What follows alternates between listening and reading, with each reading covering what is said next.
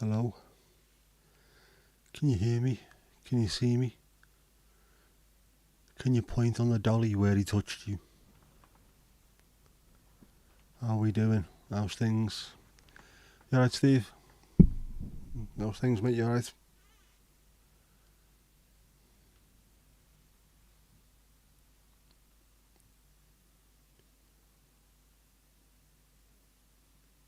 You alright, Ewan? How's things, mate? You alright? Yes, yes, and yes, and yes, and yes. Steve, not necessarily calm down as much as it seems that the whole of our fan base is going absolutely apeshit at the moment.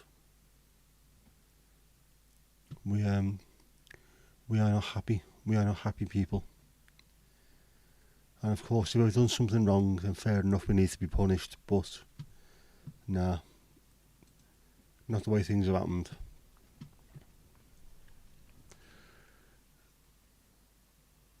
We worked alongside the Premier League to make sure that everything we were doing was above board, and then all of a sudden they decided to kick us in the teeth. So nah, sod them. Getting punished for doing the right things. Lost £200 million by dropping a Russian sponsor because of the war, obviously. Chelsea, on the other hand, were £1.5 billion in debt to Roman Abramovich, who decided to just wipe out that debt.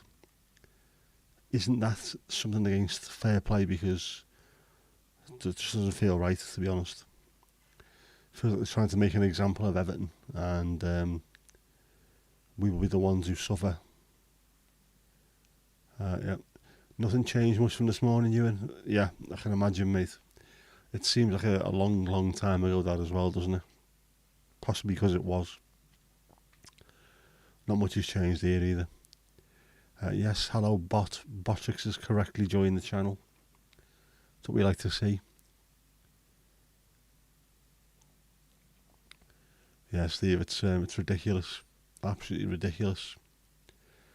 They don't want to be they don't want to have an independent regulator. That's the whole point. They want to be self-regulating, and now they're trying to show that they have the balls to do it. Which, nah. City should be relegated to League Two. Well, considering that we had one charge over our heads, which has been dealt with in super quick time, City have got 115 going back 10 years, and nothing's being done. It's ridiculous. Yeah, it is important. When the Big Six wanted to join the European Super League, they were told they couldn't punish the fans. So the six biggest clubs in England were given a £22 million fine between them, which is going to ruin English football forever. Just a slap on the wrist. And it comes to Everton, and we have been given the biggest points deduction in Premier League history. Ironically, if we'd have gone into administration and lost hundreds of jobs, put catering staff on the dole, we'd have been only given a 9-point deduction, and we would have been one place higher in the league. That's how pathetic this is. We will be appealing, of course, and hopefully it will go to an independent tribunal, because this isn't really independent, is it? One of the people that is on the board is Nick Igo, who was the finance director at West Ham when they had Carlos Tevez and Javier Mascherano, who were ineligible to play for West Ham because they had third-party ownership. Carlos Tevez scored the goal that kept West Ham in the Premier League and meant that Sheffield United got relegated. So you can hardly say that he's someone of unblemished history. And then, of course, there's a girl, Claire Wilkinson, is it, who was at Chelsea under Abramovich for 11 years. These people are not remotely independent. But what's the phrase I'm looking for? Oh yeah, that's it. Fuck them. this whole idea of us against the world, it's very much an Evertonian thing anyway. We realise we get hard done by,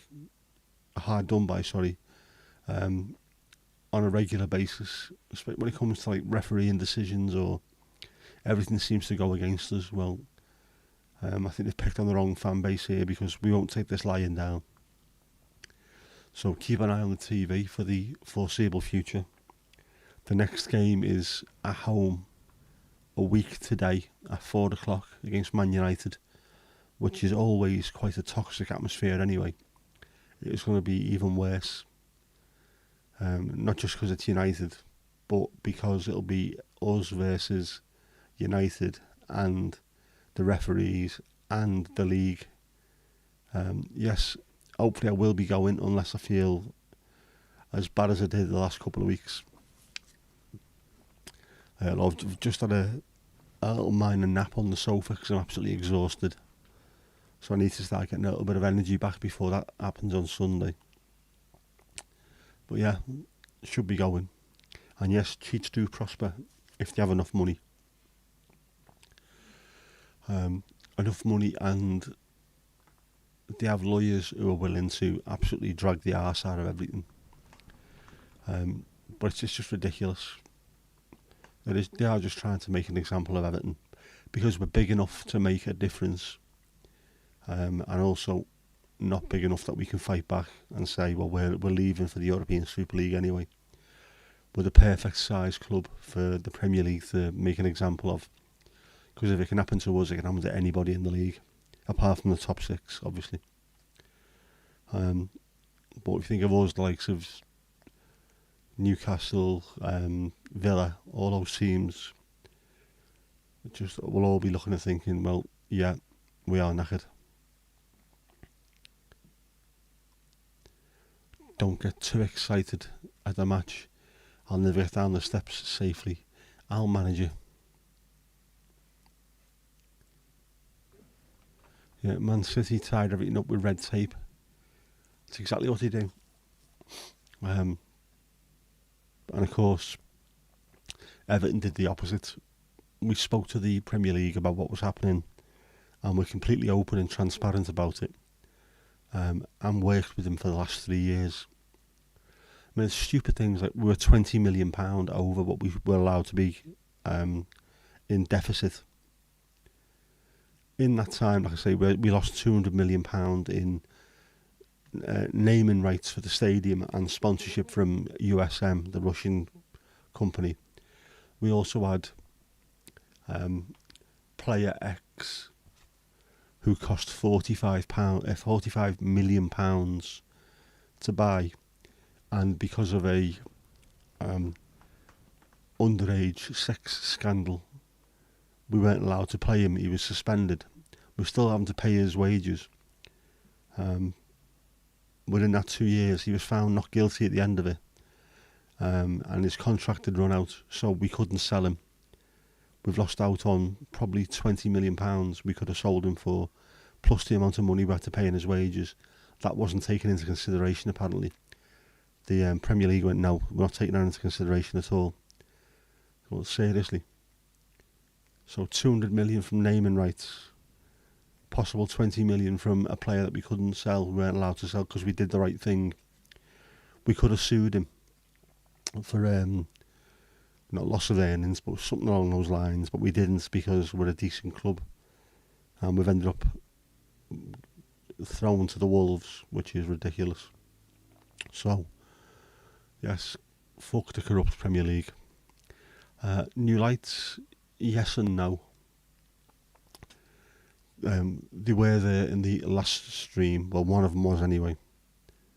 I need to have a mess around with my camera. I need to lower the ISO on it, I think, because everything looks a little bit blown out, despite the fact that to the naked eye, that looks a lot more orange, that looks a lot more blue, and that just looks very chilled. It's an altar to Jeff. Don't mention his name. Jeez, don't mention his name. For the love of Jeff. It is an altar to Jeff. Which is why there's a massive sword on it, because, let's face it, Jeff is one evil, malign sumbitch.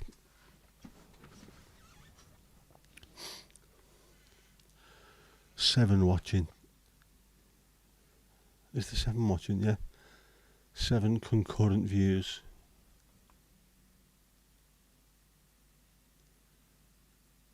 Yeah, I hope everything's working as well, because I had a slight problem with OBS, which is the software that we use for streaming. I said we there as though like the fucking BBC or something. No, it's just me, isn't it? I'm a Juan Man band. Yeah, OBS has been playing up a bit. I didn't want to reinstall the entire program, but I had to make a couple of changes to put it back to how it was. I thought I was going to end up losing everything, but no. Thankfully, I've got the week off this week, which I really need because I am absolutely exhausted to the point of falling apart. But during that week, I will have a mess around with the camera, see if I can make it look a little bit better. I'm quite happy the way it looks, to be honest, but it is a little bit. Maybe alright to just dial the ISO down a little bit and just not be as bright, but have better colours, and then I can just increase the light on my face, so at least it looks the same, but the background doesn't look as blown out. My plants, Stella's doing alright, even though she looks a little bit skinny. But the Japanese peace lily, unfortunately, has had to get fooked in the bin because it was knackered, and one of the lights that's on top of the wardrobe fell into it the other day. Finally, I think, finished it off, so that's been binned. I've got my fakes, my falsies in there, just because hopefully I can't kill the fake ones. We shall see. Jeff could kill fake plants. But yeah, OBS outside broadcasting service. Well, yeah, it's not far off that. Only it's indoors. But pretty much everything you can do with an outside broadcasting service, you can do with OBS. As long as you've got that and hotkeys or a stream deck like what I've got. Because you can do things like, don't forget the Charcoal Coffee Company from our good mate Adam. Fantastic coffee. Real quality. Superb stuff. Things like that, you see. It's like its own little TV studio. And the learning curve is absolutely huge. They'll probably melt if the plastic. Yep. It is warm in here. Saying that, I am wearing a hoodie. OBS is definitely better than IBS. Although, to be honest with you, this week, OBS has been more of a pain in the arse. I had no idea why, and I still can't hear anything that's coming out of it. If I put the headphones on, you can hear stuff and I can't. I can record, go back and have a look, and everything that I've pressed shows up, or does sound show up? Must do. All the sounds and things are on there, but I can't hear anything coming through.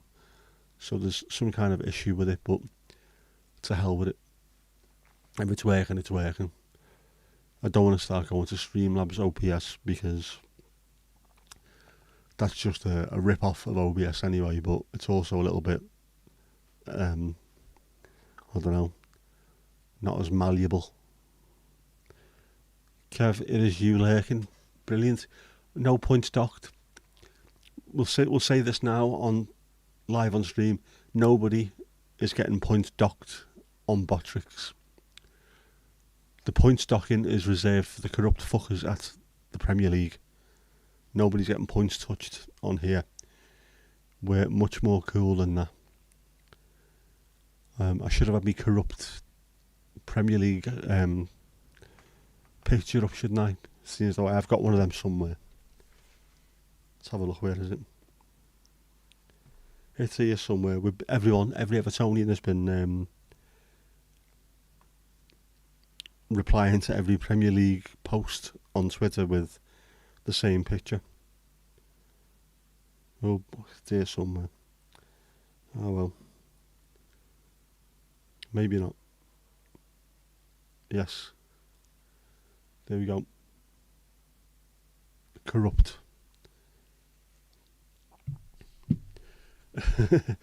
Gav play by the rules. Good. Don't we like to see? Although Man United haven't. They're just one of the teams who have had a larger deficit and loss than Everton over 3 years. I think there's 4 or 5 teams, Leicester being one of them as well, who are trying to sue Everton for loss of earnings when they themselves have losses much greater than Everton's during that time. It's ridiculous. We ended up selling players for very little to try and appease the Premier League, and they still fucked us up. We should have kept Richarlison, sold him for 60 million when he was valued at 80 million. Spurs saw it and got in there and took the points off us. Took the piss out of us because of knowing we were struggling for money. We should have just kept them all, gone all out. We've lost £6 billion instead of 20 million. To hell with the consequences. But no.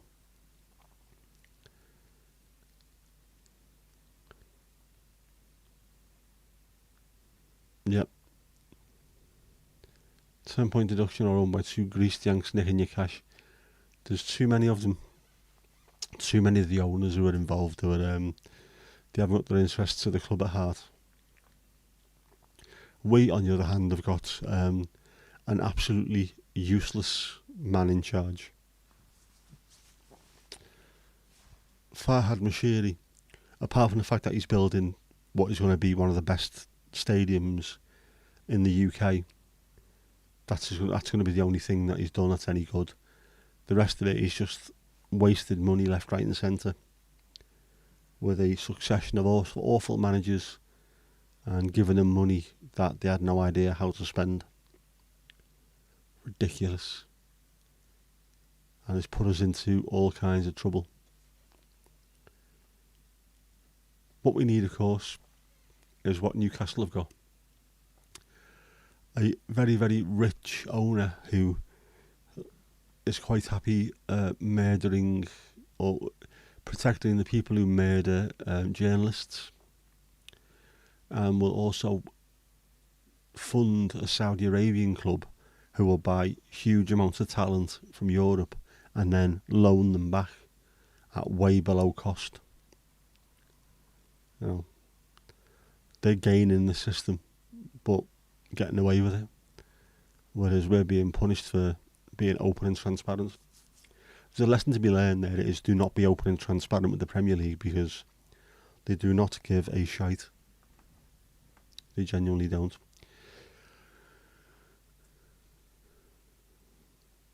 If you use the same thing for every comment, the algorithm thinks you're a bot and ignores subsequent comments, by the way. Oof. Interesting. Muy interesante. The comments on videos, YouTube does that, yeah, not Botrix, it's actually YouTube. Yeah, you got to be careful what you put on there, because YouTube doesn't like stuff like that. Despite the fact that, again, Harris Heller is one of them who says, comment below. If you can't comment on anything, just put your favourite emoji in, and people do, and not everything shows up, obviously. Bot doesn't care what you say. No, never does. Bot just likes to be tickled. Kev's editing. Rather you than me, mate. Rather you than me. That's the one good thing about doing live streams. Just let it drop as a video on demand, and much better. Steve, if the worst happens, you will be welcomed into the Championship with open arms. More like open machine guns, because there's a few teams down there that don't like us. Leeds being one of them, Leicester being another. Southampton, just loads of clubs that really, really don't like us. Plus, we'll be the biggest team in the Championship by an absolute country mile. So everyone will be out. It'll be like everyone's cup final when we drop in there. When we drop in there, it's not going to happen, I don't think. We're already 2 points away from safety, as it is. 10-point deduction, and also, well, we could win one game and be out of the bottom 3. As someone said, was it Carragher or Neville, or it was one of them anyway, who said this is probably the best year to have them points taken off because we can get away with it this year because the teams who are in the league are absolutely abysmal and we are winning games. We might just get away with it this year, whereas the last couple of seasons there's no way on earth. Yeah, not forgetting the mighty Norwich City, mate. Not forgetting them at all.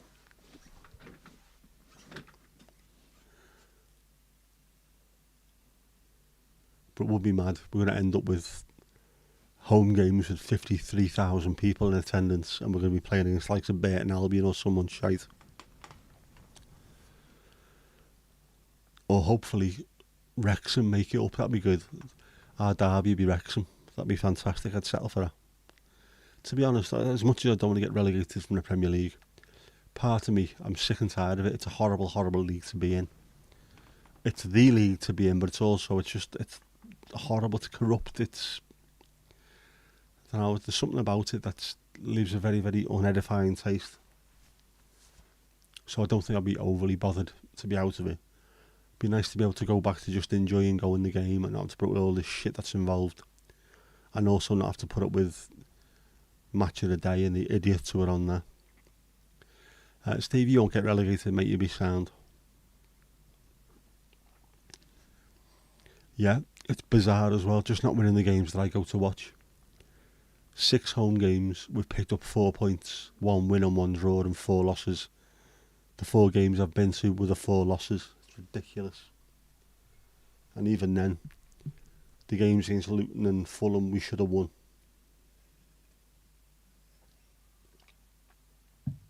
But we didn't. But to hell with the consequences. No, Mandy, the season ticket will not be cheaper. They'll just, because they have to pay for the, or they have to start paying for the upkeep of the stadium. So they will keep it as it is. We were lucky, we had about 7 or 8 years where the season tickets were frozen. Because there's that much money in the Premier League, they didn't really have to make it off the back of the fans. But then they've had to put it up because obviously we are struggling financially with COVID and then Ukraine and what have you. They've had to put it up. Which is stupid, really.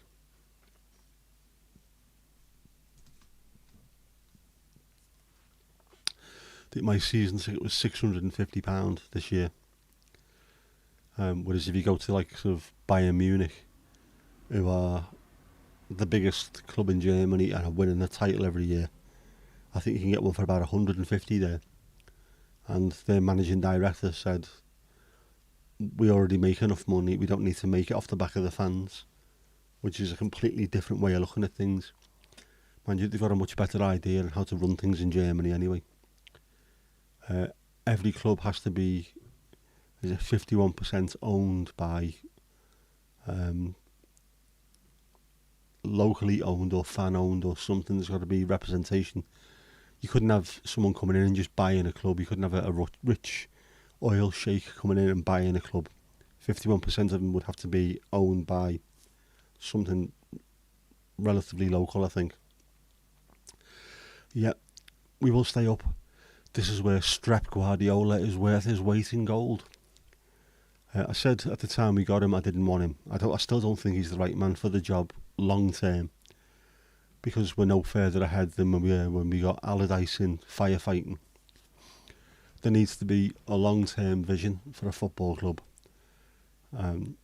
We want a certain way of playing, but to be honest, at the moment we can't afford that. Has to be results and pragmatic football over what the fans want to see.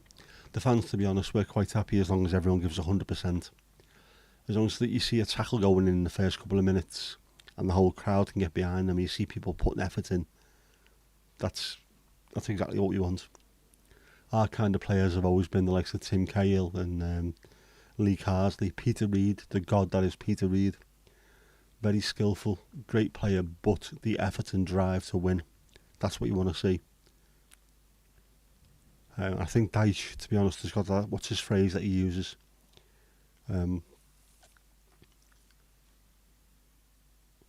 Maximum effort is the minimum requirement, or something like that. It's a really good phrase, whatever it is he comes out with. Maximum effort is minimum requirement, I think. So it sums us up perfectly as a club and as a fan base. But even if you're not remotely interested in football, I think you should watch on Sunday, because it could be absolute bedlam. There could be chaos. I think there's going to be pyro outside the ground. I think there's going to be lots of booing and throwing of stuff. That's what I want to see anyway. It's a very, very unhappy fan base at the moment, and we're a moody lot at the best of times, so watch this space. When you saw the thumbnail, you read it as Happy Mandy's. Is there more than one of you? Are you happy? Do you know it? Clap your hands. I like doing these thumbnails, I must admit. I like doing thumbnails anyway. I like the actual act of creating them and coming up with ideas. I'm just stealing album covers, really, aren't I? And in this case, I'm also stealing a 12-inch vinyl cover that I've got over there somewhere. Today's one is not an album, it's from the Wrote for Luck 12-inch by the Happy Mondays. So yeah, I'll keep an eye on the thumbnails for the next few weeks at least. I've got loads of them saved up. Yep, Steve Carsley's got them playing good football, the under-21s, he has, hasn't he? Good lad as well, him. I like him. Right, Kirsty, you're not late at all, you're here. That's what we want to see. The subject won't stay on football. This isn't just football, by the way. This is it's an attack on the working class. Solidarity, brothers. That's what we need to push back on. What's happening is the last big parochial club in the English football leagues is being punished for not rolling over and having its belly tickled by the Premier League. We're not having it. We're not putting up with it. To hell with the consequences. I am quite looking forward to going on Sunday, actually. I like the anger. I like the rage. There is nothing better on earth than a very angry Goodison Park. One of my favourite ones, we played Blackburn. It's going back, about 15 years ago, is it? Maybe a little bit longer. Our first choice goalkeeper was out injured because he was an absolute dick. This is how much of an idiot he is, Richard Wright. There was a sign at Chelsea, do not stand in the goal area while we were doing the warm-ups, and he moved it out the way and then fell over the sign and done his ankle. So we ended up with a 20-year-old goalkeeper, Ian Turner, in goal, and he got sent off within the first 10 minutes.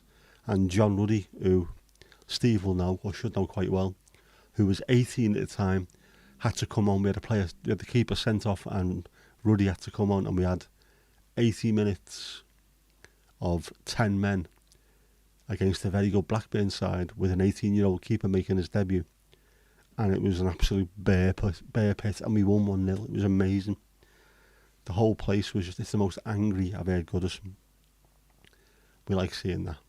An angry Goodison is a great Goodison. Yeah, Kirsty. Also, the good thing is if you chat about something other than football, Bottrix will still listen to you. Ruddy, yeah, great keeper. And massive as well, isn't he? He's got a head that looks like it's made entirely out of bone and whale meat. Absolutely huge.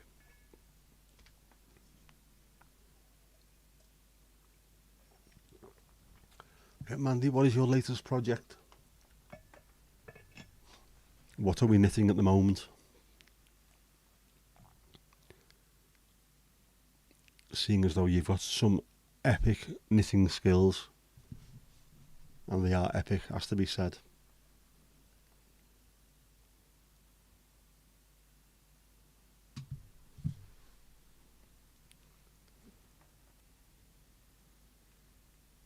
Yeah, Sniper's Dream, that's the one. Yep, yes, massive heat. Second only to the ex-Man United goalkeeper Gary Walsh. Me and my dad ended up in the players' lounge at Everton after a Man United game, and I'd never seen a head like it in my life. It looked like he was struggling to keep it upright. I don't know if his neck was strong enough, but his head was it was massive. Massive heat. Paul Ince came into the dressing room after that one, looking bizarre the way he was dressed. Just very, very strange. A little red tie and bizarre pointy, really oddly pointy collars. But we had a pint in there, it was good. Yeah, Mandy, who got knocked out of Strictly?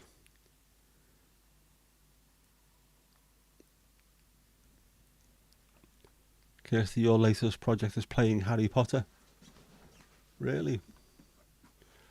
Is that a game, or have you been launched into the film series?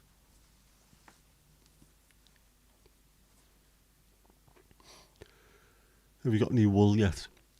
I live in Southport. They're all wolves, including my daughter, my evil daughter.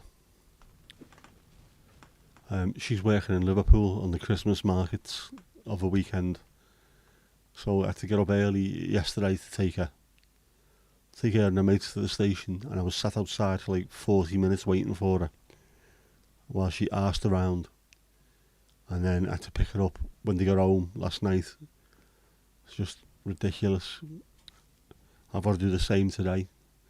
So when I picked her up and dropped her off last night, I come home and just, that was it. I almost fell asleep on the sofa the second I walked in, so I must be exhausted. It's going to be the same tonight, I can tell. Kirsty, your local haberdashery is closed for refurbishment.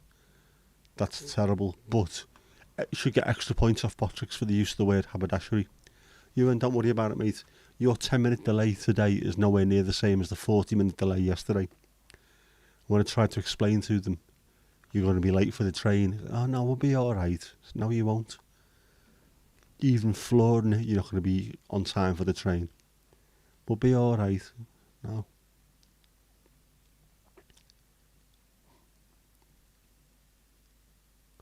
Yeah, playing Harry Potter, RRP game or dressing up for real. Is that role-playing game?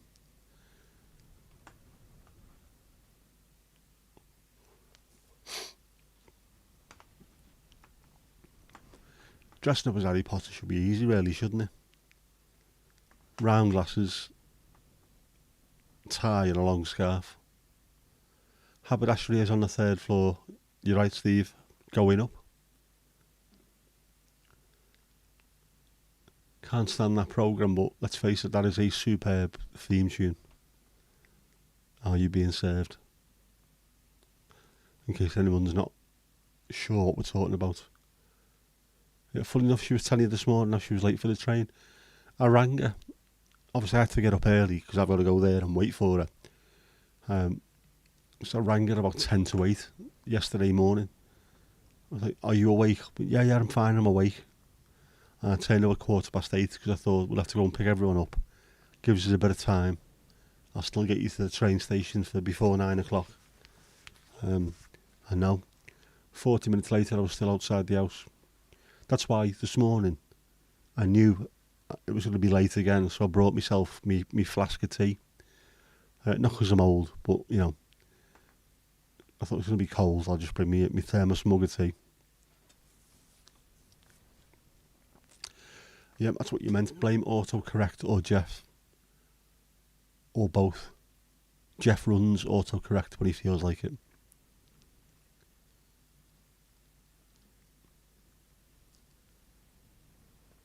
Yeah, rocket-propelled grenade, proper RPG.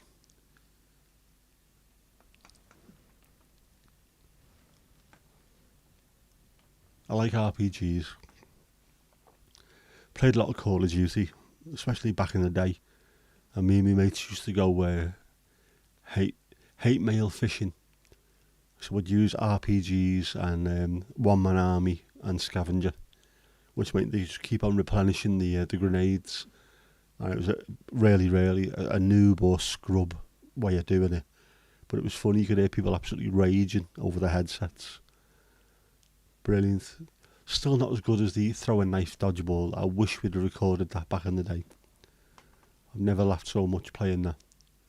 Or 2 o'clock in the morning drunkenly playing zombies with a load of lads from Liverpool. Who were all funny as well, all on the headsets. Brilliant.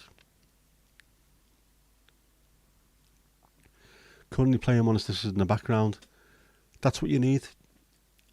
Just the soporific voice and the chat in the background as you concentrate on blowing the ever-loving shit out of some random little half-wit from Belgium or something. Why does Belgium always crop up? Don't know what. I think it's me go-to. Probably because it's close and it's not Holland, Netherlands. You know what I mean?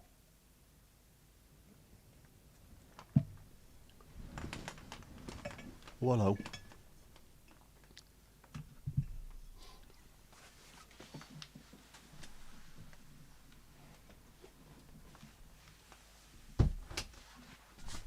Oof, Jesus. Suddenly on apeshit out there. It's a bit more and mindy. It's raining heavily. I've had the window open because it's warm again, but that is just starting to go very, very horrible. Do not go outside in this if you can avoid it. Mandy, you were playing a Harry Potter game, but you were installed it. Which Harry Potter game was it? I haven't managed to play any of them. I also haven't read any of the Harry Potter books because I'm an adult. And you're playing Titanfall 2, good game. Steve playing World of Tanks Blitz, another good game, I like that. I installed a new Call of Duty, which come out, was it last week or the week before? Just over a week ago. And I've had one game of it so far, which if it had been 2 years ago, before the stroke, I'd have been very close to prestiging by now, because I used to absolutely hammer it. I'd try and take a week off when it first came out every year and get absolutely stuck into it. Plus, I know every map on this one absolutely inside out. So I would have been doing well, but I can't because that is still fooked. Yeah, the second Modern Warfare 3, that's the one. The first one, again, it was at the absolute height of when me and the lads from work used to play all the time. And we just knew it inside out. We played over and over and over again. Such great times. I love that. I miss that because they've all moved on to doing other things. Some of them went on to Battlefield, and now most of them are playing other games. So it's a shame. And they don't even work in our office anymore. Not that I've been in for a while, but everyone's moved on to different jobs in different areas. It's a shame. So have to see if we can get the band back together. They were good times, man. When you grew up on Halo instead of Call of Duty, so you're an Xboxer. I started off with the PlayStation. Got the PS1 and 2, and then when it became time for the next generation, we were all in the pub, in the first national pub in Liverpool, opposite work, and the decision had to be made. Were we all going to get PlayStations or Xboxes? And one of the lads just walked in that day, who wasn't in part of the conversation, and he bought the PS3 on that particular day. So I think every one of us just stood up and went, right, off we go, and we all went out and bought PS3s that particular day. Went home and started playing Call of Duty together. So none of us had Halo. And yet Halo was a massive community, wasn't it? I mean, absolutely huge community. It just died out. There's very few games where it won't die out. Call of Duty will be one of them just because it's got such a stupidly big name. And it's been the industry standard for so many years. Grand Theft Auto is the same. GTA 6 is about to be teased, isn't it? I think it's next month. And it looks like it's going to be set in the 1980s, like a Vice City. The problem with these, and especially, I mean, it was lovely seeing GTA 3, Vice City, and then moving forward. It was great seeing that. I enjoyed all the games. When San Andreas come out, I thought the maps were too big because there's miles. You have to go for donkey's years before you get to a mission. And then when 4 came out, it was even bigger. And then 5, these are the sizes of small actual cities. The next one's going to be about 10 times bigger. It's ridiculous. But still, I am going to buy it, obviously. As long as this son bitch starts working. The slidey writing thing keeps throwing out Dutch. Yes, will do. Makes more sense doing it that way. You remember Ewan being around 8 playing Halo in your mate's kitchen, showing your mum why she should buy it for you. Yep. That's the way. That's the way.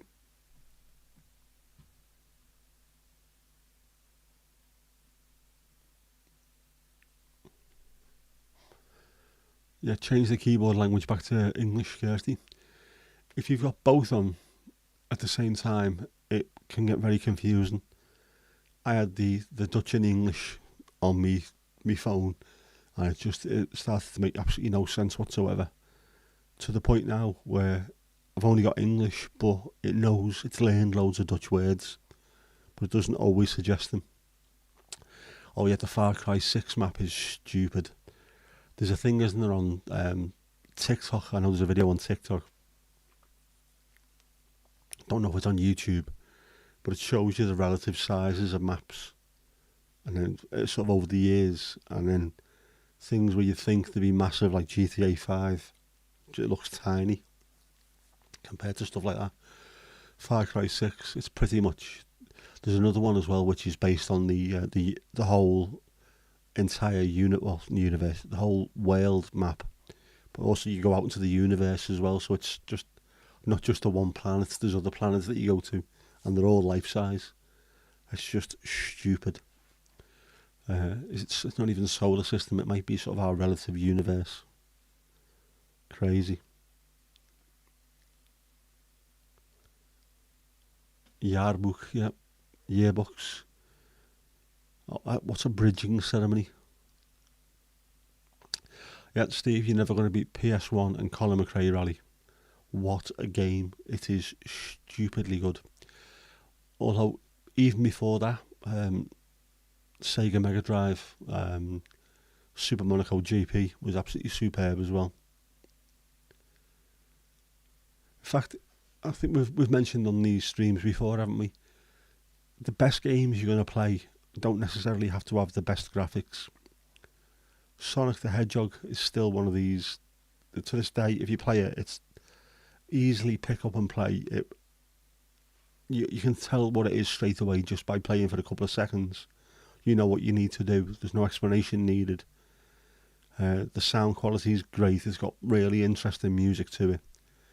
And then just stuff like that, easy pick up and play, and keeps you focused. Tetris is again probably the most successful game in history, and it's the most simple one. And obviously, simplicity sometimes works wonders. No Man's Sky, I think that might be the one, you and it's stupid. It's genuinely solar system sized. The map is based on proper planets. The Earth is Earth sized. It's crazy, absolutely crazy. Especially when you think one of the missions might be to fly from one city in one country to another, rather than just going from one part of, I don't know, Vice City to the next. You're having to go a literal so many thousand miles. It is insane. Not seen the movie Ready Player One. I might have to check that one out. That's been mentioned quite a few times actually. I don't know where that's come up, but it's definitely come up before that. Who mentioned that recently? Wasn't you, was it, Stephen? I've just completely forgot.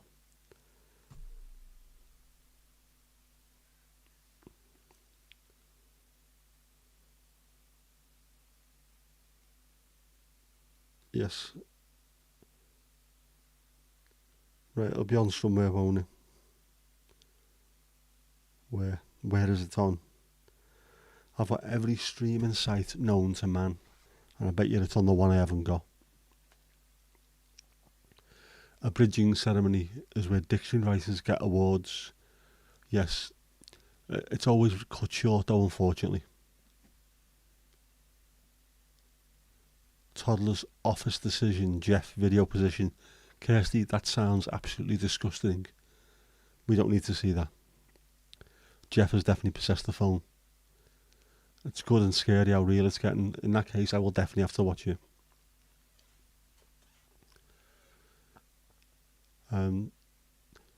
Kirsty, how the bleeding hell have you managed to get Brookside, Nativity and Bugaboo into the same sentence? That's incredible.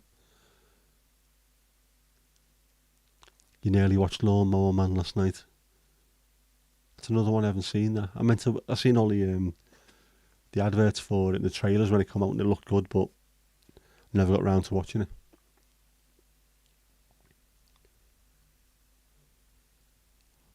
So funny enough, I've never seen The Day After Tomorrow. I might watch that on Tuesday.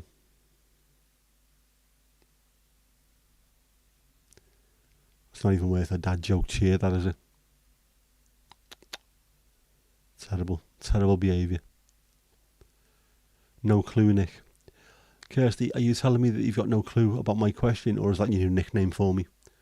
Because that would be very fitting, I think, at times. Yep, Steve, boom, definitely.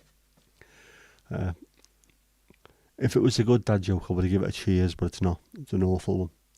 But it's still the kind of dad joke that I would regularly use with Jess, because that's part of my job, man. It's more dated than Tron. That is dated, man. Proper dated. Do you remember Tron? And more importantly, do you remember when Tron was about to come out? Just before it come out.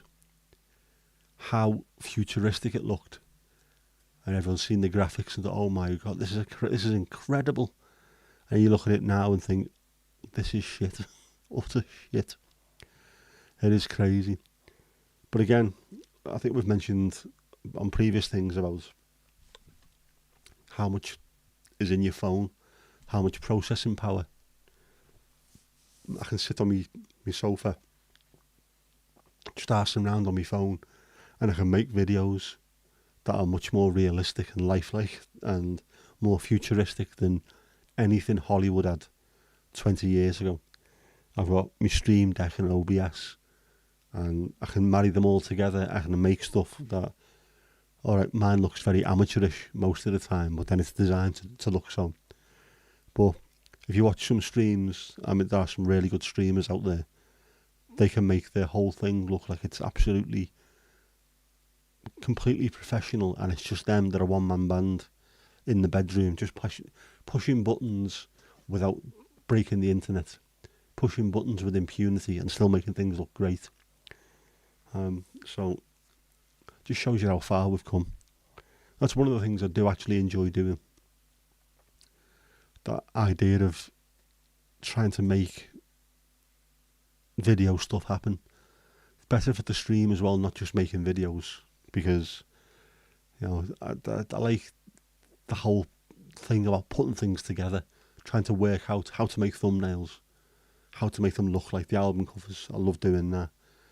Trying to make video work. The whole Jeff stuff that I have to do, I love doing that. Using AI and things, it's superb.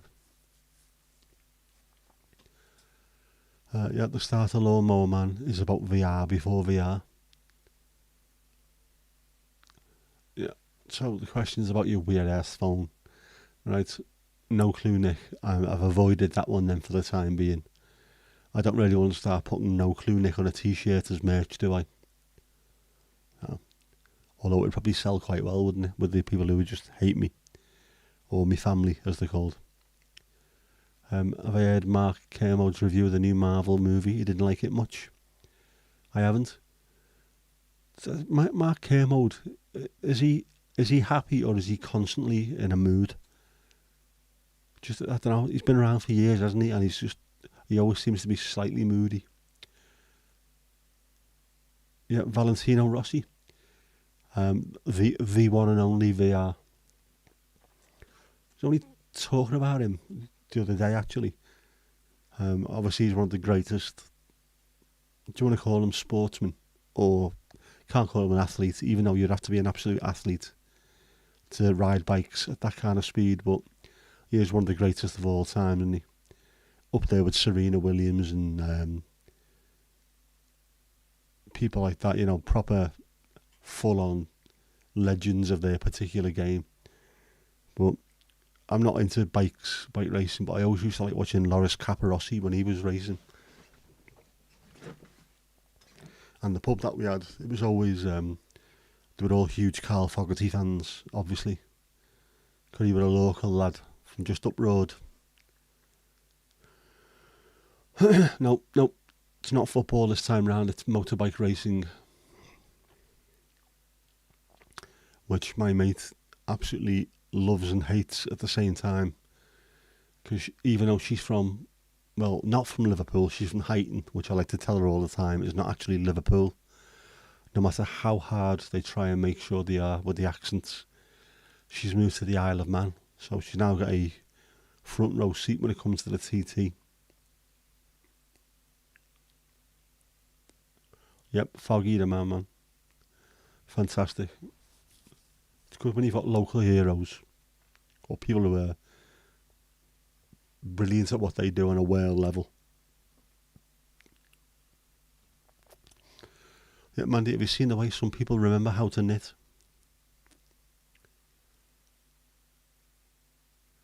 Is knitting, is it one of those things where you don't have to think about it? It's like riding a bike, just ding, ding, off you go.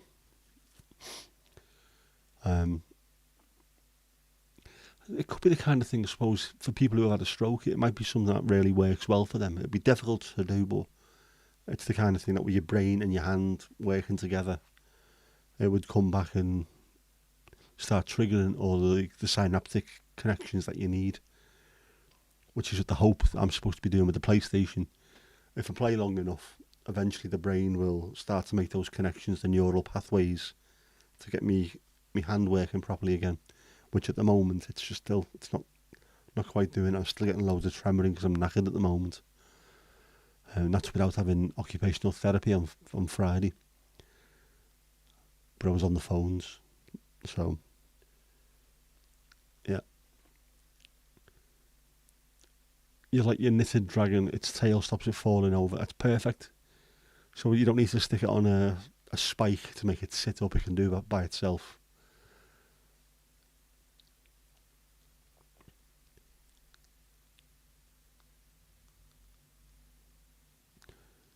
Like, we mention Billy Connolly all the time here. I like the thing, and he said he could speak fluent knit, K2 tog and all that stuff. I love that. I can understand if he's got family that used to knit all the time, you'd pick it up. Just as they're talking to each other, you'd pick it up when you're in passing. And make stuff out of jagged the arse wool.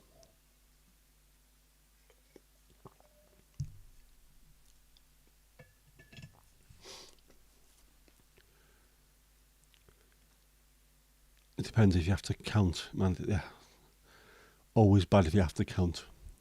Anything, any pastime or relaxing pastime where you have to count is just stupid.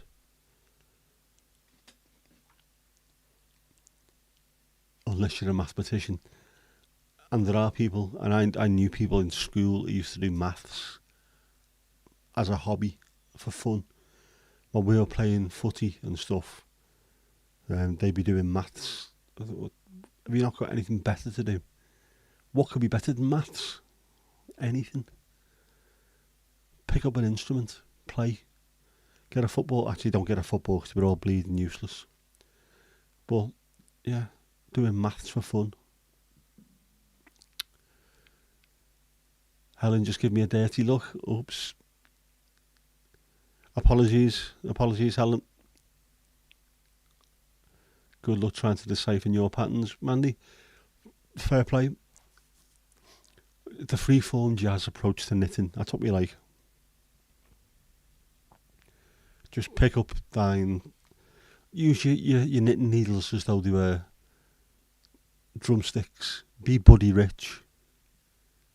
Be Bill Bruford. Just see what comes out. Chess. Oh, these lads also used to do a part of the chess club. Can you imagine having a chess club in an inner city Liverpool comprehensive school in the 1980s? Jeez. What were they expecting? You had 3 or 4 of the smart lads who ended up going to Oxford and Cambridge, and then you had some lads who were all right at playing chess. But if you had to go to another school to play, there was always fights because they were just lunatics. Even you struggled and you wrote them. Yes, Mandy? Mandy, yeah, I was going to say, you don't do math for fun. If you want to do anything, do maths. On account of the fact that maths is a shortened form of mathematics. It's a plural. So even when you shorten it, it remains a plural. It's not math, it's maths. Also, the eternal question out there whether it's GIF or GIF. It's GIF, right? Let's get this one right. The little pictures, graphics, interface format, graphic, hard G. It stands for GIF. GIF, graphics. If it was giraffe interface format, it'd be GIF, but it's not, it's GIF. You need one of those popper things for row counting. What you need is one of the things that the cricket umpires have in the pockets to make sure that they get the correct amount of balls in an over. And just a little clicker. Once you get to 6, off you go. You had a Canadian level mathematics teacher. It's math. Now, the clues in what you just said, mathematics, plural. I had a Welsh English teacher. True. He had, I don't know where he was from in Wales. I think it was further south. Below the halfway line at least. And his accent was fantastic. What he used to do with the English language was just beyond belief. It was bad enough having I was going to say a classroom full of Scousers, but obviously I was in the top set for everything, so I was with the posh lads who played chess and did maths for fun. So it wasn't quite as bad as the lads in the sets below us, who were the ones who sound like Starbucks coffee machines, you know. Know what I mean? Them lot. So they're all quite well spoken, and I was quite well spoken as well because I'd only just moved to Liverpool at that point. Despite being from the city, I'd have a slightly more reserved accent, which I still to this day maintain. I do sound a lot more Scouse when I get angry, or when I've had a few more drinks, or I'm at the match. But on the whole, I was quite reserved. What he used to do with his voice, I can't even remember his name, that's how bad it is. Our English teacher. He was Welsh. No, Steve, I didn't go to school with John Bishop because I went to school in Liverpool and he's a wolf from Runcorn. John fucking Bishop. Thank you very much, ladies and gentlemen. Yeah. Where'd you get your accent from, John? You're not from the city.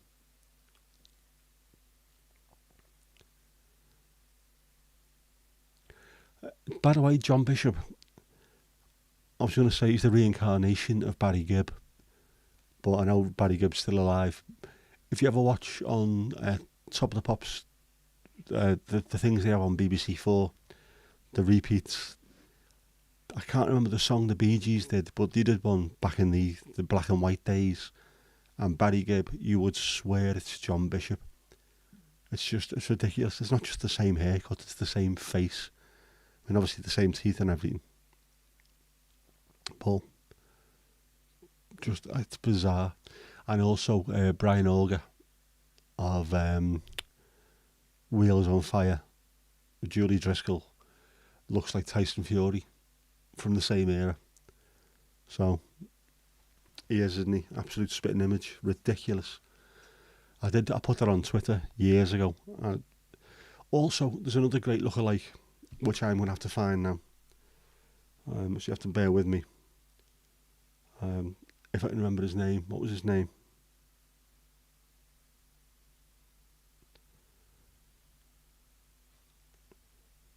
Oh yeah, I remember his name. That was it. Ronald Reagan.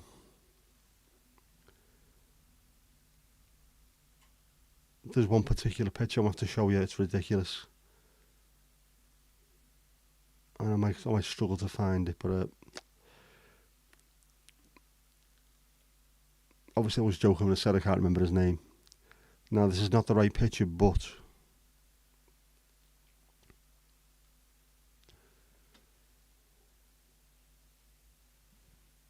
Ronald Reagan, Steven Gerrard, the former Liverpool player. I will find the picture eventually. If you see them side by side, he's an absolute ringer for him. It is stupid, and it's one of those where, again, I put it on Twitter, and someone who's a big Liverpool fan just went, "I hate you," and that you can't see anything else now apart from the fact that Steven Gerrard is Ronald Reagan. How has no one ever noticed that before? Jeff, more pizza. Jeff forgot to change his shout out. Oops, Jeff. 2 weeks running, Jeff won't share. Yeah, just you'll go after. You'll share the burden of the payments, but he will not give you a single. It is the hairline. It is definitely. And the eyes, hairline and the eyes. If you do that, the rest of the face can look completely different. But yeah, absolute ringer. Where are we on? Do you know what? Seeing as though he's just mentioning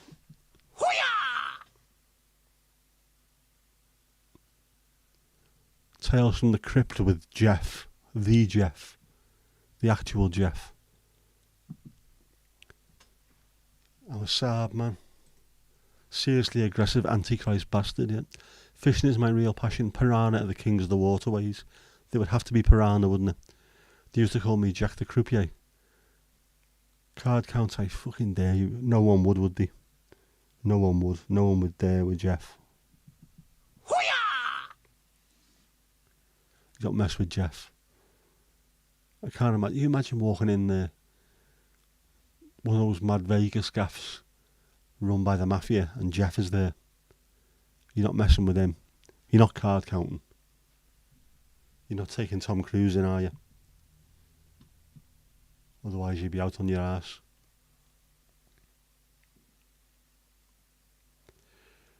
Yeah, look into the eyes. Not in the eyes, but around the eyes. His idea of sharing is, he gets the pizza, you get the box. You are lucky if you get the box off Jeff. He wouldn't normally give you that either, because there's some residual heat and there might be a bit of grease and cheese on there. And he's not sharing that with anyone.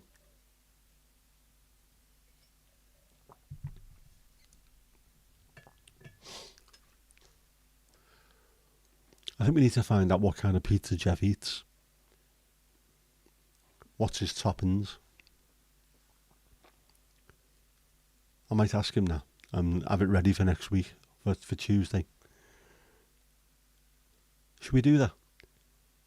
I'll ask Jeff and the Bears what their stuff is, what's their go-to pizza and why. Or what's the go-to takeaway.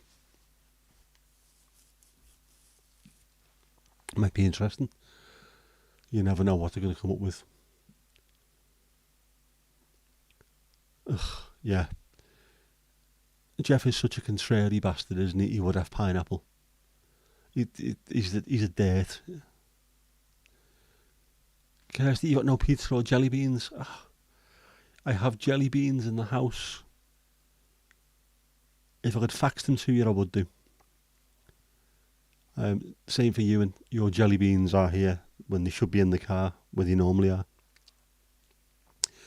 And because the weather's not as hot as it used to be, they'll be nice in there now, nice and chilled, perfectly happy where they are in the temperature wise.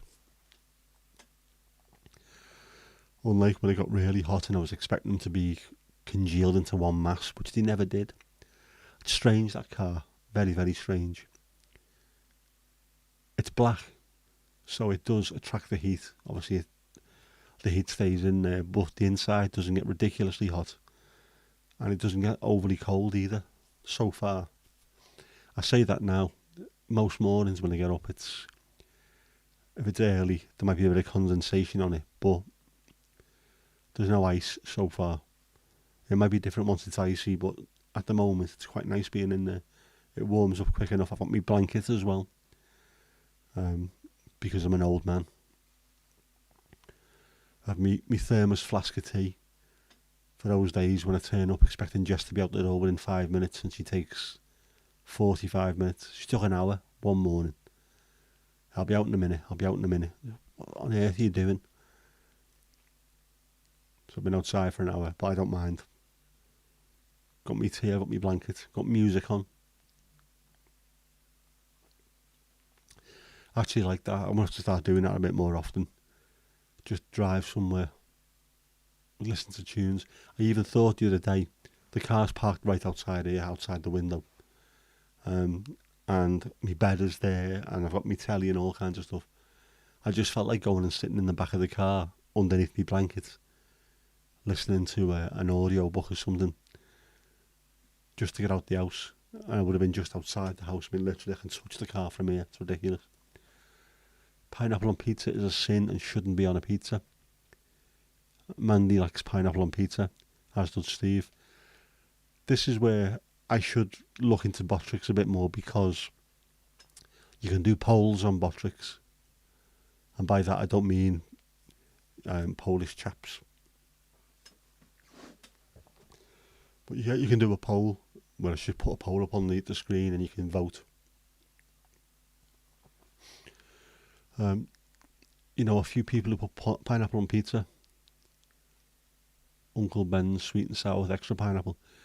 It isn't food weird that way. Again, I think sweet and sour makes sense. This is the whole, for me, balance thing that I keep going on about.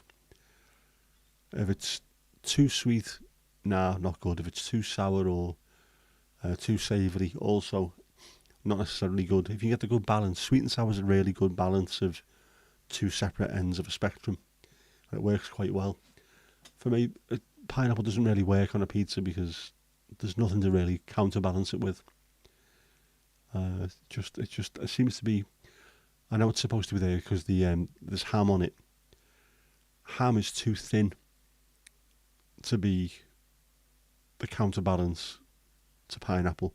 Gammon, on the other hand, which is what pineapple is used with quite a lot, is the perfect saltiness and thickness to counterbalance the sweet of the pineapple. That's why that works well together. But not just on a pizza with thin ham. Doesn't work for me. Cheese and pineapple on a stick. Do you know what really, really works brilliantly together? And not to eat, well, yeah, I suppose it does taste good together, but cheese and black pudding.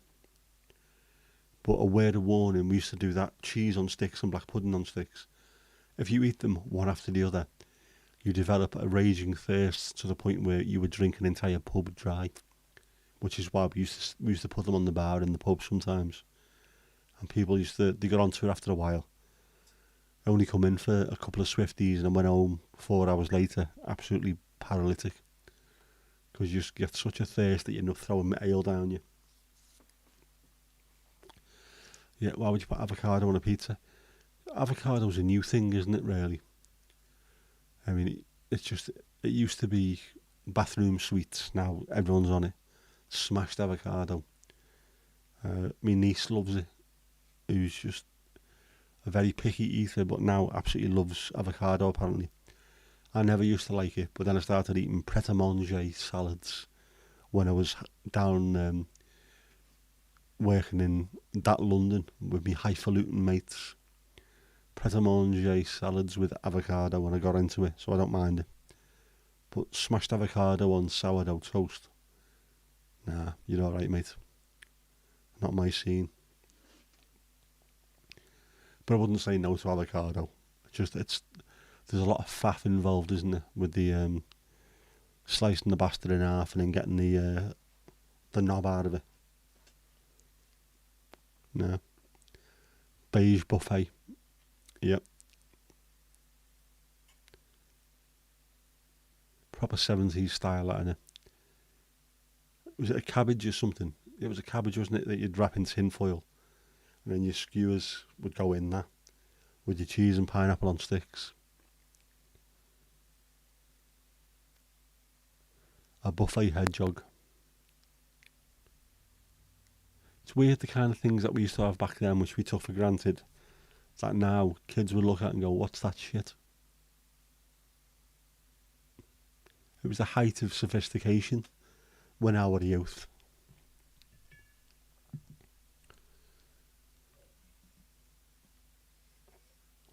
You're watching GBBO, is that the Great British Bake Off? Or someone called Gibbo, and you just mistyped. Tinfoil wrapped potato. My favourite thing is Bob Mortimer. Everything that's in a tin is now trapped. So tinned potatoes is trapped potatoes, which obviously Bob being Bob, the greatest Englishman, the greatest living Englishman. I love his thinking behind things. Wonderful. Trapped potatoes, therefore everything in a tin in our house has become trapped. I like that. We need more Bob Mortimers in the world. Oh, you're watching me on widescreen? Jeez. Is that a good thing? Or, that can't be a good thing. That really cannot be a good thing.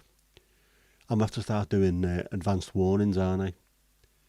You have to be over the age of 18 to watch this stream. Do not watch on widescreen. Do not watch on a television over 20 inches. I am good for a few things. If you take a picture of me and put it on the mantelpiece, the kids won't go anywhere near the fire, so let's bear that one in mind.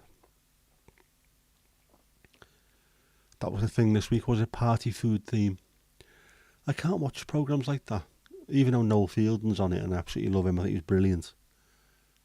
I just can't watch those shows. I like the fact that they call these things reality shows. There's nothing remotely real about any of it. 50-inch in this house, Jesus Christ, man. Yeah. I don't think I do well showing up on a 50-inch TV. I think mine's a 55, which it's ridiculous. They're too big, aren't they? They're unwieldy. I got mine not too long ago. Was it last year sometime? Yeah. Just because I had the spare cash and I needed a new TV. I thought, I'm getting old. Fuck it, I need a really, really big TV. And then when it got delivered and put in, it was like, oh my word, why have I done this? It's just taking up so much space, but to be fair, I have got used to it. And it does work well with the gaming. Well, it would work with the gaming if my hand wasn't knackered.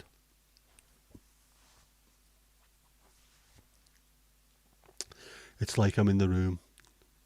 Again, I apologise wholeheartedly for that. You'll be watching the woodworking programme on Catch Up tomorrow. Which woodworking programme is that?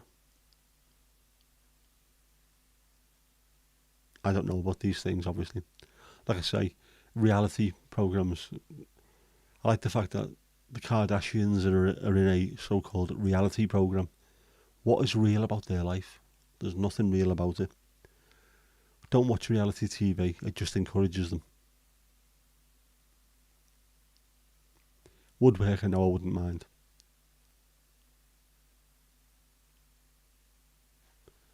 Actually, yeah, is Ruby hiding behind the sofa? We need to know this. How is Ruby?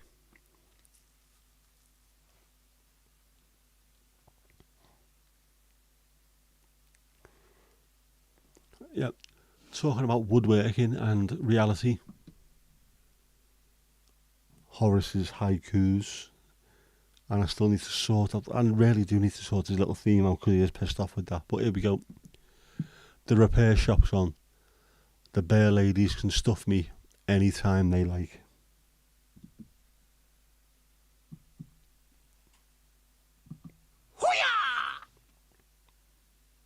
Horace, do we need to have an intervention?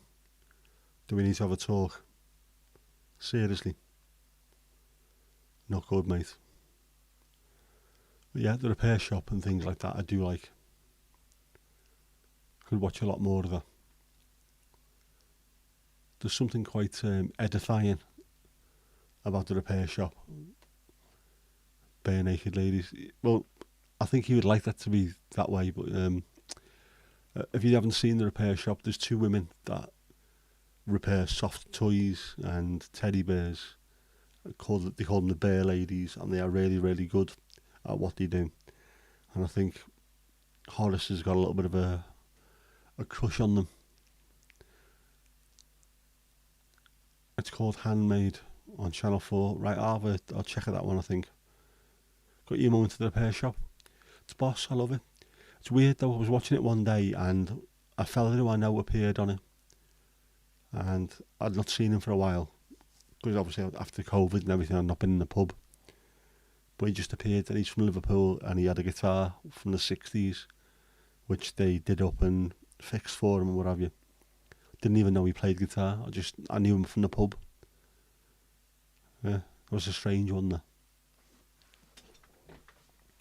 But it turns out he knows quite a few people I know anyway as well. Not just the ones in the pub.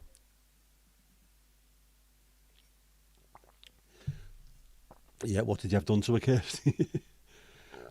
And who fixed her?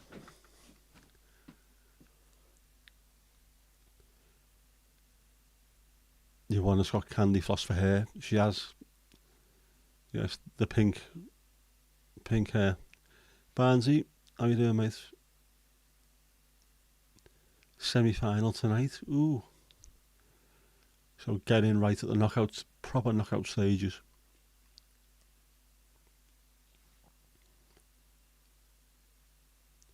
Yeah, not watched it. I don't really watch a lot of Channel 4. Strange, isn't it? You watch certain channels. I mean, we used to watch loads of Channel 4 back in the day, but not watched any for ages. And no doubt there's loads of stuff on there that I would really like. But they are available on, it used to be All 4, wasn't it? It's now just called Channel 4, which is confusing enough. I think my watching has changed completely over the years. Don't watch as much BBC 4 as I did because they've ruined it completely. Which obviously it's all done deliberately. I've said this before on here as well. The government, it keeps the tax on alcohol low, so people can afford to buy cheap ale, and then it closes all the libraries. It then ruins things like BBC 4, which is a really, really good learning facility. And then it'll only just put some. It repeats the show now, isn't it? So there's some good stuff on there. They will show some pretty decent stuff occasionally, but nowhere near as much as they used to. The amount of arts and culture that they just ripped out of the thing is ridiculous. So my watching is now Talking Pictures TV. All the old films. I've been finding myself watching loads of 40s and 50s black and white films because they are brilliantly shite or shitely brilliant, depending on your viewpoint. You know, those films, they're always, the English ones especially, are always really stilted and just everyone's calling each other darling. Darling? Yes, darling? How are you, darling? No, darling. I'm fantastic, darling. Yes, darling. Just darling, darling, darling constantly. But they are brilliant. There's a weird one on this morning, which I can't even remember how it went, but Frankie Howard was in it, in a hotel somewhere.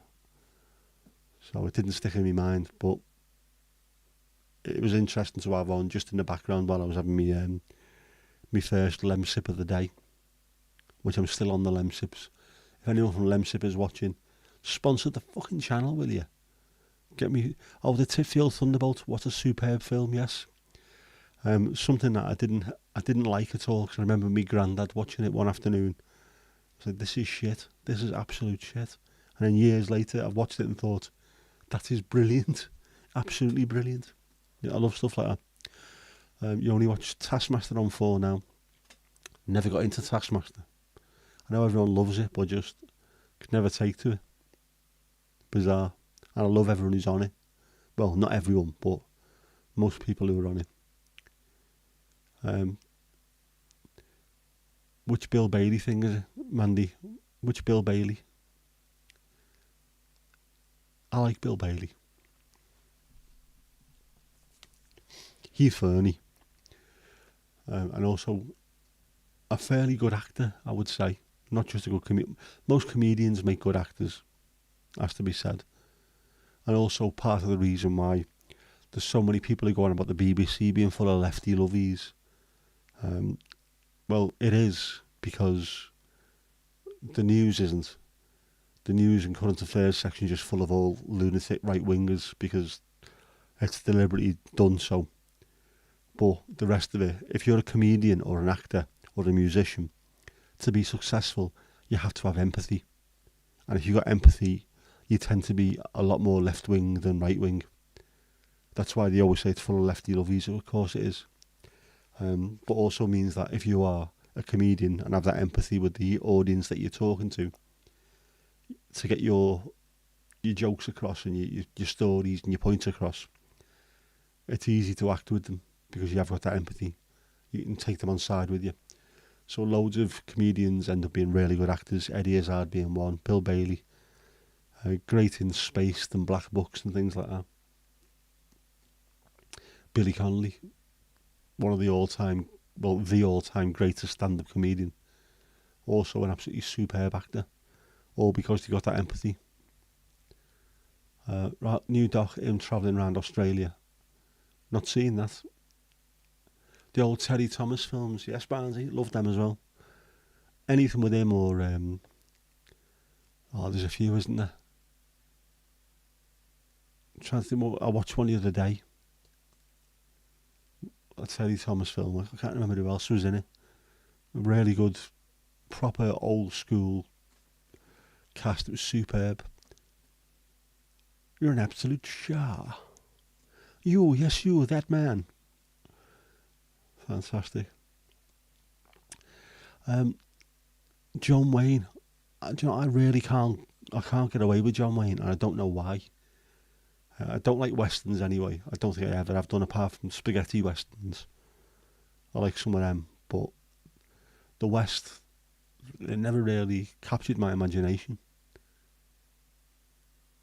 And John Wayne, again, he's a bit like Sean Connery, really. They seem to play the same character in every film. John Wayne appears in a film as John Wayne. That's just, doesn't matter who he's playing, he's just John Wayne. It's bizarre. Black Book still makes you laugh. Fantastic. I absolutely love that show.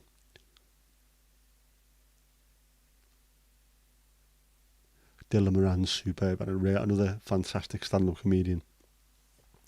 Yep, an absolute bounder and a cad. The old British films are superb. So if you like stuff like that, watch Talking Pictures TV if you got Sky. I think it's channel 328. And Great TV if you want to watch MASH of a night. Although Great TV, I watch it of a night and then switch it off while I come to my room. And when I wake up in the morning and put it back on, there's always some absolutely awful American straight to film TV, or straight to TV films, or those really awful daytime soaps and stuff.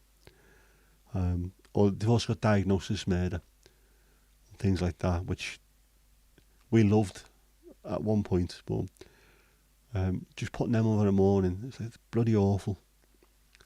Loads of Danielle Steele shite. That's saccharine, absolutely horrible saccharine stuff. Why can't Hollywood, or why can't American TV in general, just know HBO do it. Why can't they? Why is everything got to be so sugary, sweet, saccharine sweet at the end? They can never ever come off second best in anything. There's always got to be a happy ending. It's just, no, life's not always like that. MASH, again, one of those shows where they will show the bad side of things as well. It's not always they have to be number one and everything goes well. You've got to show balance. They've got to show the sweet and the sour at the same time. But a lot of Hollywood stuff, you can't. Always has to be a happy ending, or there's got to be a morality point at the end. Nah, you don't need to. Embrace the dark, man. HBO do sometimes. It's not a western, it's set in Ireland. The Gentleman. I'll check it out, but again, John Wayne, it's John Wayne, I don't know. Yeah, The American Dream. It's a pain in the arse though. Just be normal. Sometimes you need to show that things are shit, and your protagonist doesn't always have to come out on top. Just let them fail, because that's exactly what happens in life.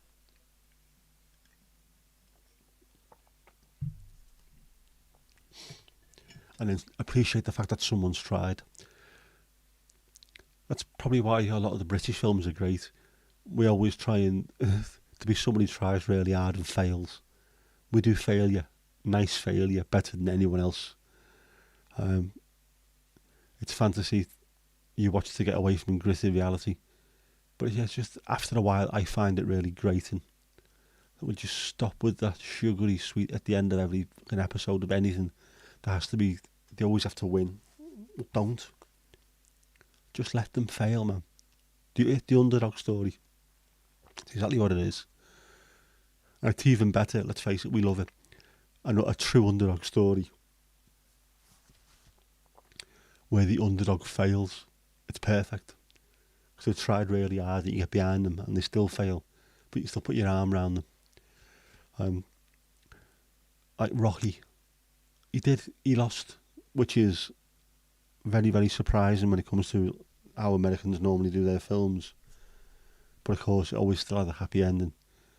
But you need to see stuff like that. He needs to lose his titles to win them back. But you need to show stuff like that. Make it a bit more realistic. Again, that's why I quite like HBO. Some of the shows that they've had over the years, they will really show the seedy side of life and how horrible things can be. There was a great show called Oz, set in a jail. It was, man, very, very gritty and very un-American, to be honest with you. When we were watching it at the time, it seemed to be whoever's made this wasn't born and bred in the States, or if they were, they've watched stuff from all around the world and haven't bought into how you're supposed to make TV over there. But then you watch things like The Wire, Breaking Bad, and whatever, The Sopranos. There are shows over there that they really, really will show the seedy side of life. The side of life that does actually go on as well. Yeah, if you don't get a proper happy ever after, it's unsatisfying. That's life though, innit? That's what people say. Loose ends not being tied. But isn't that sometimes you need that? You need to leave the audience feeling absolutely apoplectic with rage about what's happened on a screen. Don't leave everything nice. Let them leave the cinema or go to the kitchen if they've been watching on the TV. Go to the kitchen, smashing the kettle round, really pissed off with what they just watched. That's why Norman Wisdom became so wealthy and also huge in Albania. I know England, sorry Mandy, the England football team played against Albania in Albania, and Norman Wisdom got invited over there. I think he was on the pitch wearing a shirt that was half Albania and half England. And he'd done loads of press beforehand and TV and whatever. They absolutely love him, bizarrely. Norman Wisdom. Fantastic. When anyone says to me, do you have any words of wisdom? My thing I always go to is it Mr. Grimsdale? Which I know sounds a bit too much like Bruce Forsyth there, doesn't it? You wouldn't believe I'm really good at impersonations or impressions, would you? Well, I was before my head exploded. Oh, but you'd always go for the happy ending. Yeah. We're talking about films now, mate, not massage parlours. Yeah, don't forget Kippers. It will kick off. Jesus, yeah, 9:30.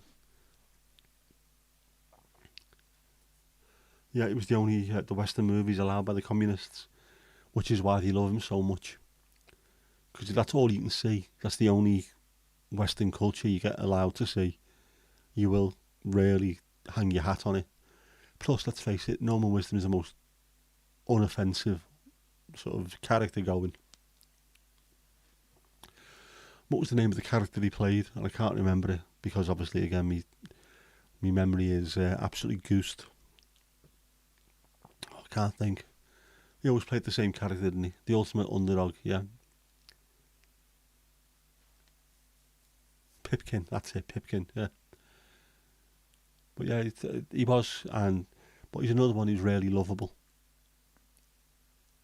And I suppose his films, there was always a sort of sweet ending at the end. But yeah, that I think is a bit more of its time as well. It might just be me. I like the dark side of things. I also like if the people who write these things and create them start to make you believe things are about to start turning around and you're about to hit the heights and we're going to get the happy ending we so rightly deserve, and at the last minute they pull the rug from underneath you. I love that even more. I like the idea of an entire audience just being completely pissed off with what they've watched. I would love to do that. Yeah, it must just be me. Anyway, yeah. Thank you, Mandy. I didn't realise it was so late. So, Kippers kicks ass. here we go, Kippers. Plane forced to return to airport after horse escapes on board. What? A pilot says the horse managed to escape its stall on the Boeing 747 in an audio recording of his exchange with air traffic control. The horse escaped on a Boeing 747 that had taken off from New York's JFK airport. Kipper says British Air nays, give it a sugar lump. Kippers kicks ass.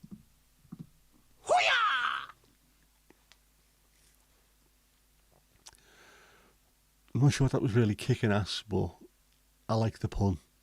British Air nays. Wasn't it? I don't even think it was a BA flight, but Kippers, I'll give you that one. Pipkin, the shot with Hartley Hare, yeah. Hartley Hare on the telephone, wasn't it? He used to say. Was Hartley Hare the one that the lads watched on Embrace the Suck, or was it Daniel? When we showed the picture of him, and he was his mind was blown slightly. The kids watch this. It was absolutely mortifying looking at that thing.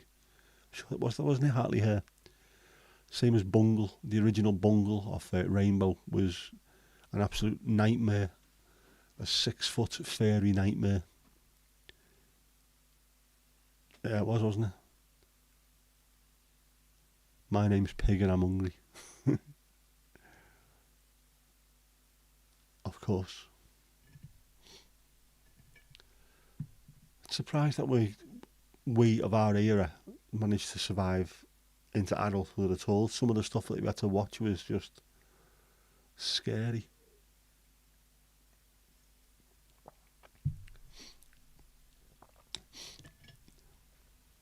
Bungle would kick Kipper's ass, but Kippers is a sneaky sod. Kippers would be cutting his brake lines and all kinds of stuff. He's dodgy. He's well in with Jeff. You know what I mean? But think about the stuff that we watched when we were younger. Say, Hartley Hare was bizarre and scary. Bungle was a nightmare. The public information films were chilling. The And the weird stuff like Jamie and the Magic Torch, which is the kind of stuff that you'd have to be on drugs to watch, never mind write. Things like that, and Chorlton in the Wheelies. I loved. I absolutely loved. 6 foot hairy nightmare. Didn't know you're on kids' TV. I'm not 6 foot. I'm significantly larger than 6 foot. Well, the weird thing is, I've got me fleece oversized hoodie, which is I don't know. I think I'll probably put pictures on somewhere. Really, like an hoodie, really hairy hoodie, and it makes me look like Sully from Monsters Inc. Yeah, Fenella the witch, the Welsh witch, isn't she Fenella? And then Chorlton, who obviously comes from Chorlton, I think, or Chorley. Hello, little old lady. That's the one. I love that. I was watching it fairly recently. About 20 odd years ago, they started putting it on some weird Sky channel at like 3 or 4 o'clock in the morning, and I'd fall asleep pissed and wake up and it'd be on. And it was bizarre, and it was a real throwback. So recently, I was watching a few of them on YouTube, and just again bizarre, and a great theme song as well. But stuff like Trapdoor, another one which is very strange. Rhubarb and Custard, What a Mess and Tidy Up, which I think was a What a Mess. I remember watching an episode of that, and then something's going on the screen, and on the bottom of the screen, just out of the way, but you could still see it obviously. There was a little mouse dressed as a burglar with a mask on, black and white striped top, carrying a swag bag, and a little mouse policeman running after him, hitting him with a truncheon. So, who was putting that in there? There's no need for that to be anywhere near the screen, but they put it on anyway. So I ended up having to watch out for stuff like that. Bizarre. New name for man. Now, definitely not calling the Fenella. I wouldn't call her the Welsh Witch, because North Wales is too close to Southport, and knitting needles are sharp. I don't want to wake up one day stabbed to death. Jamie and a Magic Torch. Great theme tune. Absolutely superb theme tune. Some great songs back then, wasn't there, on TV shows?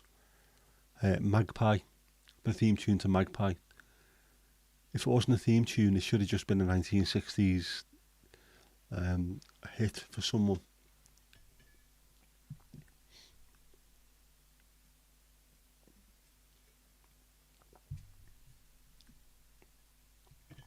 In fact, if you played it for someone and didn't tell them it was a kids' TV show, they would be convinced it was just a hit from the 60s by someone like The Move or someone like that. But yeah, I'm going to have to go back and watch Chorlton and the Wheelies. I wonder, is it on BritBox? I doubt it. But there's loads of stuff been added on BritBox if you're into your old school kid stuff. Robin's Nest has just been added, by the way. We were talking about that the other week, weren't we? Right, where's the kids? Old school classics, here we go. Rent a Ghost. Ivor the Engine.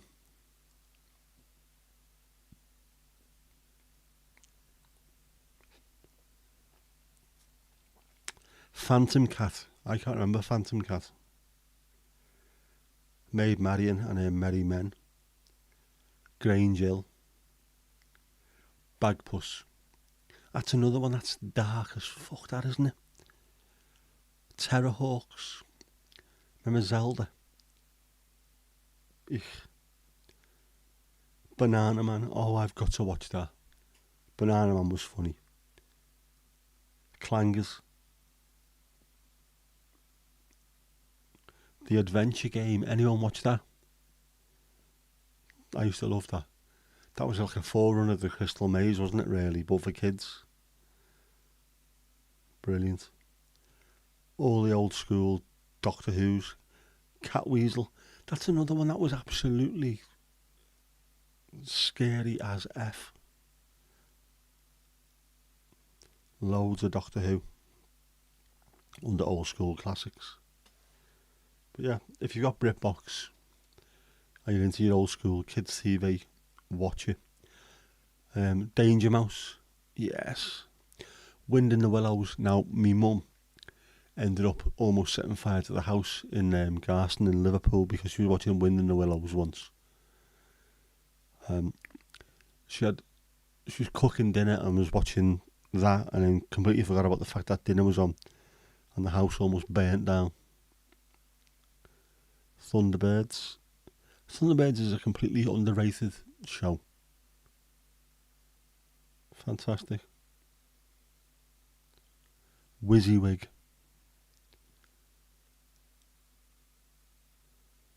Mr. Ben. Mr. Ben was a prick. I hate Mr. Ben. I've not watched Mr. Ben since I was a kid. I'm going to have to watch it just to see if he was as much of a tit as I thought he was. As if by magic the shopkeeper appeared. Which it actually happens nowadays, doesn't it? You can't walk into a place without suddenly the shopkeeper appearing next to you. Normally saying, "Suit you, sir." Moomins, yeah. Why don't you just switch off your television set and go and do something less boring instead? Or, sorry, it's not why don't you, is it? It's why don't you? There's always some Northern Irish kid on there. That was another great programme, though. Yet Watership Down, how on earth is that a kid's film? It's,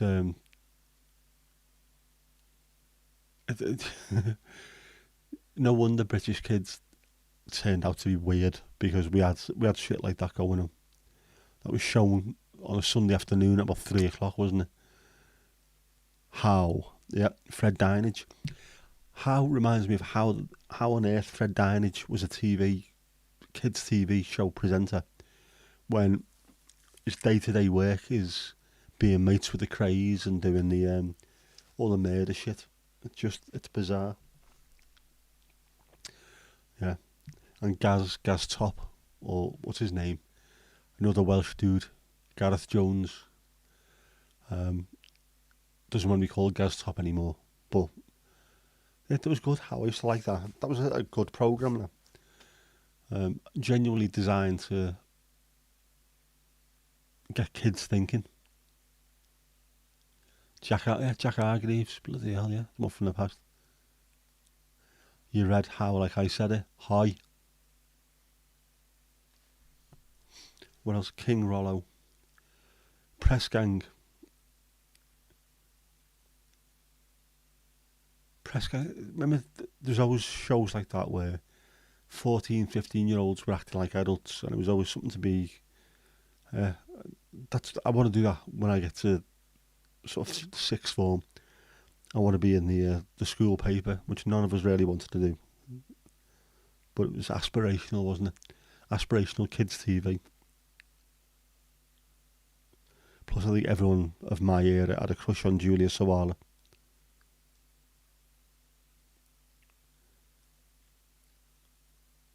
Yeah. Well, there's some good stuff on there anyway. Mr. Ben, not Mr. Bean. Yeah. Yes. Do you like Mr. Ben? As if by magic the stalker appeared. Being allowed to watch Euro trash as a 6-year-old. Jesus. Saying that when I was about 6 or 7, I was listening to Billy Connolly and Roy Chubby Brown and stuff like that. And watching The Life of Brian. So, didn't do me any harm, did it? Honest.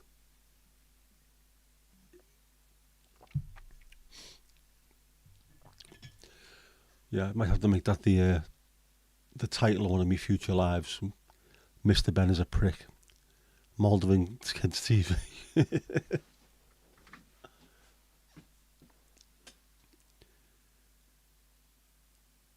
I think that would have to be seen to be believed, wouldn't it? I've seen some of the Eastern European cartoons, which I think quite as scary as British kids' TV used to be. But they also had the whole either pro or anti-communism aspect of things, which we didn't have. If you fly in your kite and you go too close to a electric pylon, you die, but it's your own fault. It's not the fault of the workers. It's not the fault of the Communist Party crushing the individual spirit and stuff like that. It's your own fault for flying a bleeding kite. Moldovan kids' TV would be epic. I'd like to see that.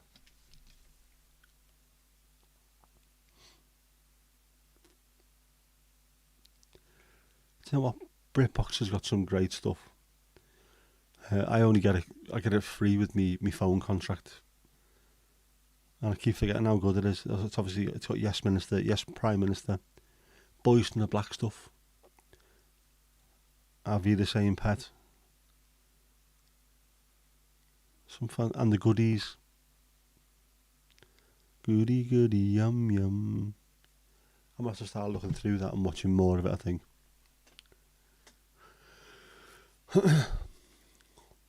Eurotrash was...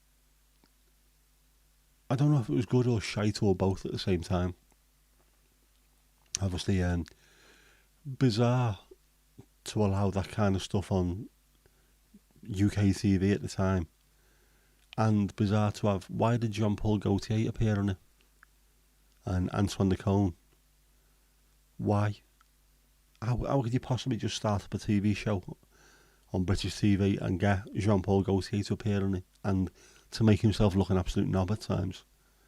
But, yeah, very, very interesting if nothing else. That's it, Steve. That was the only thing that they had on Moldovan Kids TV was just Mr. Ben and Thomas the Tank Engine. I would love to hear the Moldovan Ringo Starr doing that one. Toot toot, said Percy. Slow down, said the fat controller. You're going to have an accident. I like Ringo doing that, but I always thought Michael Angelis was better because his voice went up and down more, didn't he? Michael Angelis, when all of a sudden his voice would go dead high and then it would drop dead low for no apparent reason, you know. Yeah, I used to be able to do really good impressions, but for some reason my brain exploded and it's just, I can't get my voices right. Bizarre. Very bizarre.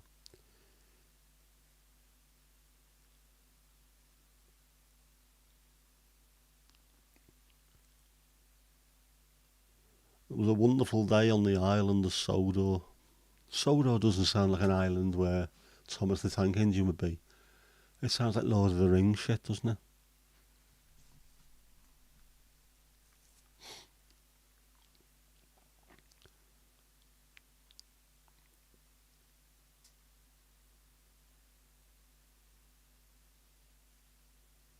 We had some great stuff. I am definitely going to go on YouTube later and start looking for Chorlton and the Wheelies episodes and Trapdoor. In fact, Trapdoor might be on BritBox, or it's on one of them anyway. Willie Rushton used to do the narration on that, didn't he? The wonderful Willie Rushton. I'm sure he's from the same part of Liverpool I am. Should we check that now? Shall we?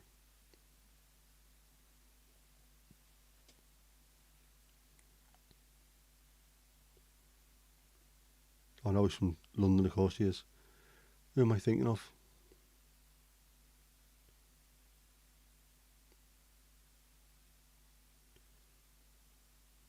I'm thinking of someone else and I can't.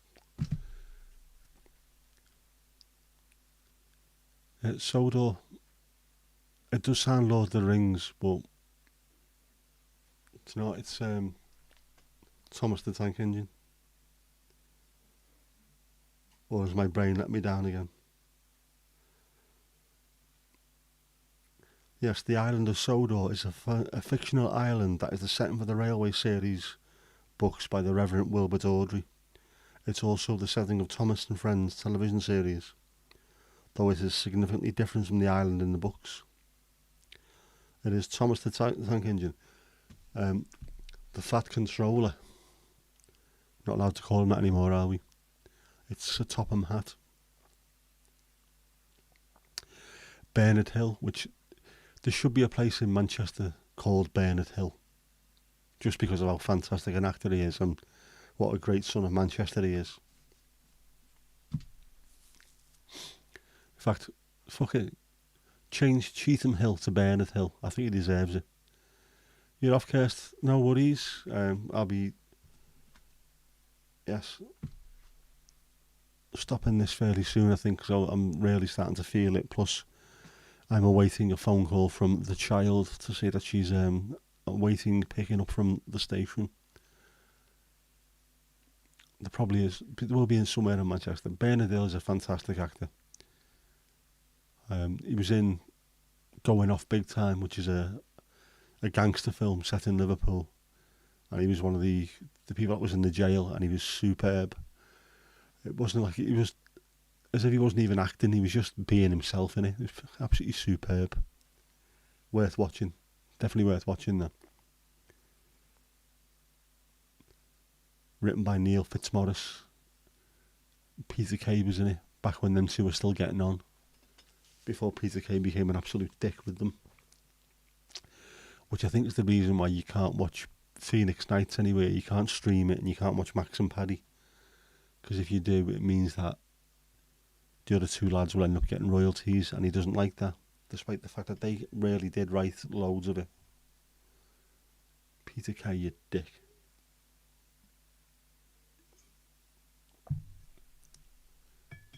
Sort your life out, you slag.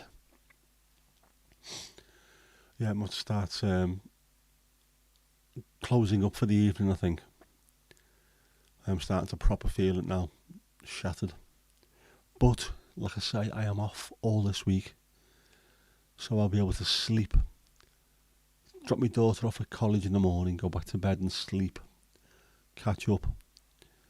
And then try and fix my camera. I mean, it looks alright, but, jeez. That does not look like it's showing on there. The colours there look quite nice and relaxed and chilled. It is getting blown out slightly. I think I need to drop the ISO. What's the ISO? 2500. Jeez. That can come down a little bit, I think. Yeah, and I'll put me massive big fuck off moonlight on my face, so you'll still be able to see me. Right, you're off as well, are you, Steve? Hopefully going fishing. Well, good luck, mate.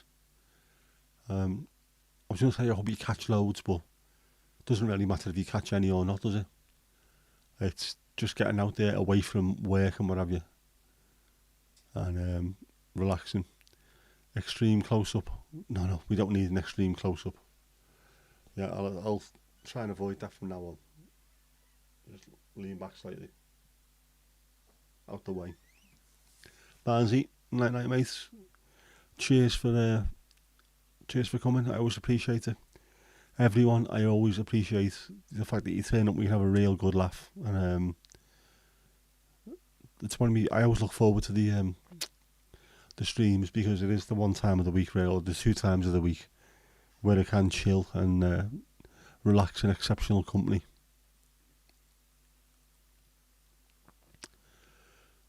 Going with your oldest mate, just a big old catch up. That's it. Perfect, isn't it? It's not about the catching, it's about spending time with people that you enjoy. If you can do that and catch up with people, I always think it's fantastic. I really do. Something I miss. Again, like I say, I miss going to the pub with my mates. I'm not in a position to be able to do that at the moment. And this is a very, very good substitute for that. Great people, great company. Enjoy your fishing. Catch up or piss up. That's the one, yeah. It's both, isn't it? And of course, the best thing is if you take your cans with you, or your bottles, you can put them in the water and they stay cool. Night vanilla. Ooh.